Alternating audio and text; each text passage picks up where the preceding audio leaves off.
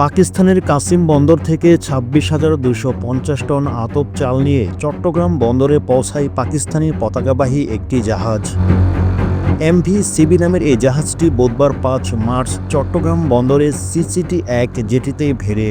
খাদ্য অধিদপ্তরের তথ্য অনুযায়ী বাংলাদেশ সরকার G2G সরকার থেকে সরকার ভিত্তিতে পাকিস্তান থেকে ৫০,০০০ টন আতপ চাল আমদানি করে।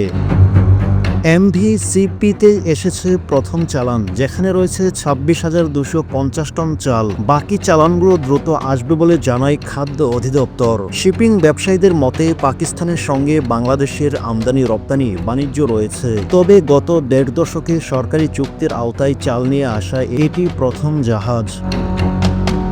যদিও বেসরকারি পর্যায়ে নিয়মিত পাকিস্তান থেকে চাল আমদানি করা হয়, এছাড়া সম্প্রতি দুই দেশের মধ্যে সরাসরি কন্টেইনার জাহাজ চলাচল শুরু হয়, যা দ্বিপাক্ষিক বাণিজ্যে নতুন মাত্রা যোগ করে। খাদ্য অধিদপ্তরের চলাচল ও সংরক্ষণ নিয়ন্ত্রক বিদুর্ষী চাকমা গণমাধ্যমকে বলেন, জাহাজটি বন্দরের সিসিটি-১ জেটিতে ভেড়ানো হয়। নমুনা সংগ্রহ করে পরীক্ষা সহ আনুষ্ঠানিক কার্যক্রম শেষে চাল খালাস শুরু করা হবে। পাকিস্তান থেকে সরাসরি সরকারি চুক্তির মাধ্যমে চাল আমদানি খাদ্য নিরাপত্তা নিশ্চিত করতে গুরুত্বপূর্ণ ভূমিকা রাখবে বলে মনে করে সংশ্লিষ্ট ব্যবসায়ীরা।